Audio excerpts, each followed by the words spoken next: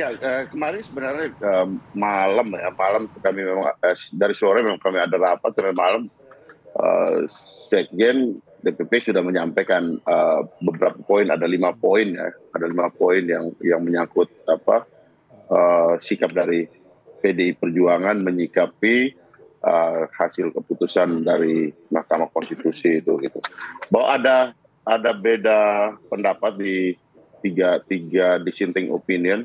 Memang ini suatu peristiwa baru gitu dalam keputusan Mahkamah Konstitusi yang menunjukkan bahwa memang ini ada representasi suara dari para hakim yang juga mencerminkan suara dari masyarakat tentang peristiwa yang terjadi, yaitu pemilu kemarin yang terjadi. Bahwa kemarin di dalam proses persidangan kita semua tahu bahwa para hakim ini membuka ruang untuk melihat pemilu itu bukan hanya dari hasilnya, tapi bagaimana proses pemilu itu berlangsung. Dan proses persidangan itu kita semua juga bisa menyaksikan bagaimana para saksi, para ahli, juga para menteri, 4 menteri menyampaikan berbagai hal yang berkaitan dengan proses pemilu itu. Dalam hal ini gugatan yang berkaitan dengan kecurangan dalam pemilu kemarin. Nah, oleh karena itu dengan keputusan ini ya kami menghormati keputusan yang sudah dibuat oleh MK tentu bahwa ini final and binding.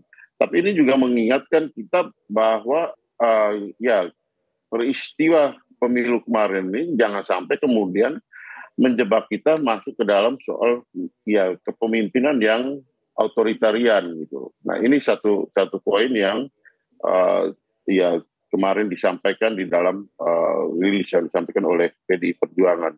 Juga mengingatkan kita bahwa ke depan jangan sampai peristiwa-peristiwa kemarin itu dipraktikkan lagi, karena kita akan menghadapi pilkada tahun 2024, dan kami kemarin juga fokus pada bagaimana mempersiapkan pilkada, mempersiapkan kader-kader untuk pelaksanaan pilkada di daerah, sehingga jangan sampai kemudian ini peristiwa-peristiwa di dalam pemilu kemarin yang kita tahu berkaitan dengan kecurangan pemilu ini kemudian terulang lagi di pilkada nanti.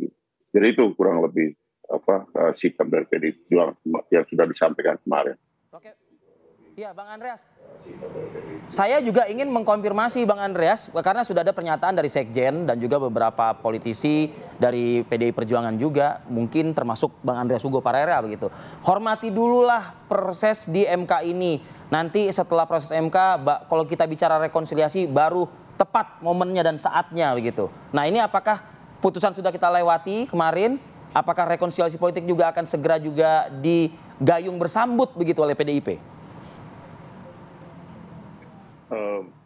Saya nggak terlalu mengerti juga apa maksud dari rekonsiliasi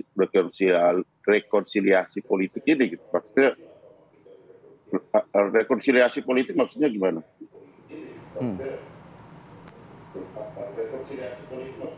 Artinya akankah ada berada di dalam ataupun tetap menjadi sebagai oposisi layaknya rival politik pasangan 02, yaitu ya Ganjar dan Mahfud kan berada di luar pemerintahan. Ya nggak tepat istilah rekonsiliasi politik untuk ya ada di dalam atau di luar, karena ya soal di dalam atau di luar itu ya itu adalah bagian dari proses politik yang kita hadapi, kita alami hari ini.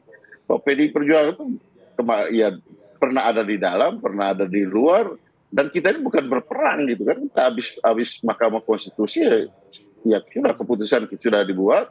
Bagaimana ke depan soal sikap positioning PDI Perjuangan, posisi PDI Perjuangan ke depan ya itu kita lihat di dalam perkembangan nanti. Dalam arti apa? Ini masa transisi ini masih berjalan sampai dengan bulan Oktober ya. Proses transisi ini berjalan sampai bulan Oktober, ya kita lihat bahwa semua proses itu kan bisa terjadi, bisa ada perubahan-perubahan di tengah jalan, dinamika yang ada di tengah jalan. Saya kira ya itu hal yang biasa, tapi ya sebagai partai dan partai yang mendukung pasangan yang kemarin sudah diputuskan di MK, saya kira kami fokus pada agenda-agenda yang berikut, yaitu yang berkaitan dengan pilkada nanti gitu. Bahwa pembicaraan Kenapa? Ya, tapi tidak menutup kemungkinan juga untuk masuk ke dalam pemerintahan nantinya. Tidak menutup kemungkinan untuk masuk dalam pemerintahan nantinya. Tidak harus juga masuk di dalam pemerintah, tidak harus juga keluar, tapi bagaimana kerjasama di dalam politik itu tergantung bagaimana pembicaraan berkaitan dengan platform pemerintahan ke depan, apakah ada kesesuaian antara platform pemerintahan ke depan yang katakanlah di situ bisa PDI Perjuangan bisa terlibat atau tidak, ya kita lihatlah nanti.